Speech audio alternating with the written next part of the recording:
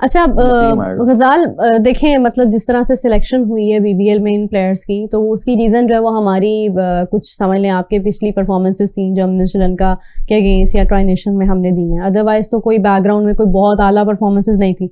Asia cup में तो बाबर थे ही नहीं।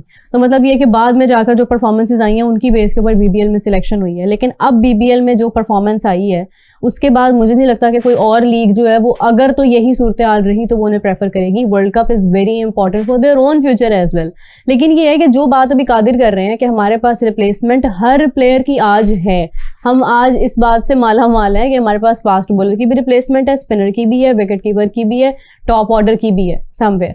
लेकिन क्या वो रिप्लेसमेंट काम आएगी? बिकॉज वो वहां पे परफॉर्म भी नहीं कर रहे, उनको लीग से पैसा भी मिल रहा है, फेम भी मिल रही है और उनकी जगह भी सिक्योर है। मतलब इतनी किस बात की फेवर जो है वो की जाए?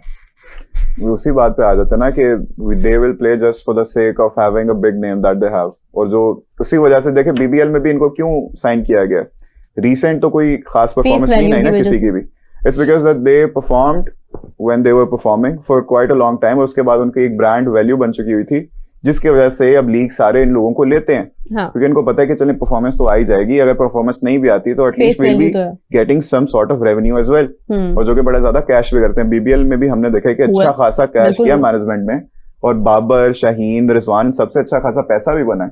आप देखें स्टैंड्स भरे होते हैं बाबर से ऑटोग्राफ लेने के लिए। हाँ। सारे नेशनलिटीज के लोग बाबर से ऑटोग्राफ ले लेते हैं। So we can not really deny the fact that Babar is a big star, ठीक है। लेकिन उसके अलावा कि आप बस एक बिग स्टार होने के चक्कर में खिलाई जाओ, और आपको पता है कि खिलाने से आपको पूरा बैटिंग ऑर्डर चेंज करना पड़ेगा। कभी आप फखर जमान को 6 नंबर पे भेज रहे होगे, चौथे 5वें पे भेज रहे होगे, आगा का भी कुछ पता नहीं होगा, ऊपर आना नीचे आना। इवन तो आगा ने अभी कल परसों ब्रिलियंट परफॉर्मेंस दी है, 12 गेंदों पे 45 किया था। I was shocked, I was absolutely shocked. He was the only player never expecting such a performance के हिसाब से बैटिंग कर रहा था। हाँ, जिस तरह से उसने किया ना। अगर आगा आता है तो उस नंबर पे वो आगा 1 डाउन वाले नंबर पे ही खेलेगा। जाहिर है वो कर रहा है, वहां पे परफॉर्म किया। आगा अगर खेलेगा तो 1 डाउन वाले नंबर पे खेलेगा। अगर आप बाबर को लाएंगे तो फिर 2 डाउन या 3rd डाउन आएगा, फखर भी ऊपर आएगा। बाबर कैसे नीचे आएगा? बाबर 1 डाउन नहीं आएगा। तो फिर ये ज्यादती है ना सर।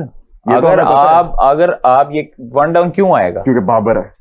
हाँ, क्योंकि वो नीचे नहीं खेल सकता। हाँ, अच्छा, बाबर टॉप पर आए तो फखर नीचे जाए, बाबर 1 डाउन आए तो आगा नीचे जाए। मतलब आप देखें कि ये सिलसिला तो फखर से शुरू हुआ। एक बाबर के लिए प्लेइंग 11 मैंने आपको बोला है पूरी कंडीशन चेंज होती है, पूरा बैटिंग ऑर्डर चेंज होगा। अगर आपके बाबर साहब जो हैं वो इतनी परफॉर्मेंस देते आए हैं, परफॉर्मेंस दें हमारी तरफ से, ओपन से भी कोई ऊपर क्लास होती है उसमें चले जाएं। बिल्कुल ऐसे ही भाई, करें तो सही ना।